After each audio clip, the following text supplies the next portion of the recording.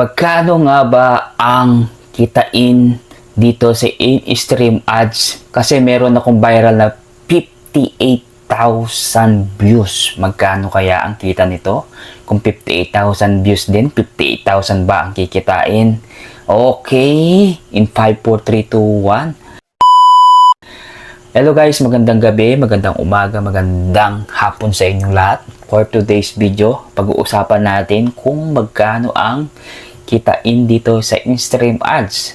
Kung magkano kaya, kung ilan yung views, ganun din ba ang kikitain mo dito sa in-stream ads video na to. Okay, pag-uusapan natin to guys. Bago pong lahat, nais ko munang pasalamatan kayo dahil maraming salamat at marami pa rin sumusubaybay everyday at maraming nagpa-follow sa akin. Thank you so much po. Okay, papunta na tayo dito sa kitain guys.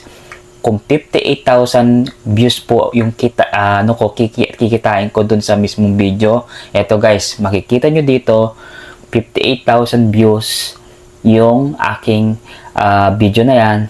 Titignan natin kung magkano ang kikitain niya. Okay?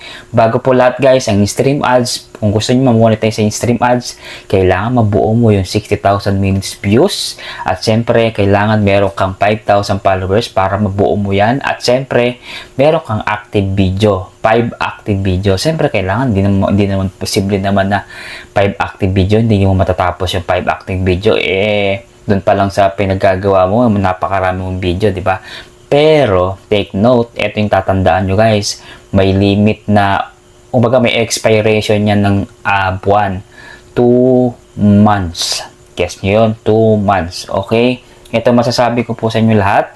Sa lahat po ng mga nagbabaliw at na di alam kung anong gagawin nila kasi nga hindi na makuha yung 60,000 minutes views. Diyos ko guys, sabihin ko sa inyo, content is the key lang ang masasagot ko dyan. At syempre guys, ito masasabi ko po sa inyo, walang problema na gumawa ka ng content.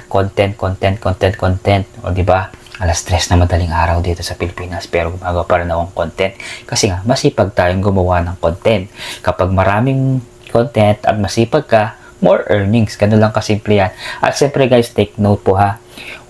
Wag ka munang gumawa ng gumawa ng mga copyright music kasi mahirap ang copyright music guys. Kaya ingat-ingat. At syempre, parang normal content na lang gagawin mo. Okay?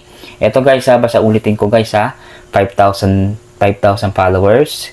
Okay, 60,000 minutes views sa lahat mo ng videos mo, sa live, sa reels, sa long video mo, okay? At tapos, ito yung pangatlo, kailangan meron kang marami active na video, di ba? Alam mo yung active video mo. At syempre, within 2 months, kailangan matapos mo siya kasi magbabawas ang minutes views niya. Kaya kayo mga nalilito dyan, ito na yung talagang kasagutan talaga guys. Ito na, kaya panoorin nyo to. At syempre, ito na ang pinakahuli guys kung magkano ang kitain dito sa in-stream ads. Okay, may viral ako, 58,000 on, still going pa rin siya. Actually guys, ito lang pinag-uusapan ko. Marami akong mga videos na viral pero ito yung pag-uusapan kasi latest siya ngayon, nasa 58,000 lang siya. Ito na. Okay, ito na guys. Ayan na po, makikita nyo po dyan, screen nyo, $0.77 lang. O di ba ang baba? Pero guys, sabihin ko sa inyo guys, okay lang yan kahit mababa yung kita natin diyan sa in-stream ads. Tuloy-tuloy pa rin tayo kasi hindi pwedeng mawalan ng pag-asa. Kasi pag nawalan ka ng pag-asa, talo ka. Yun lang masasabi ko sa inyo, maging masipag ka lang. At yung po kakalimutan, i-follow po si Edward Lacsina, Kapugi ng Tarlac City. God bless.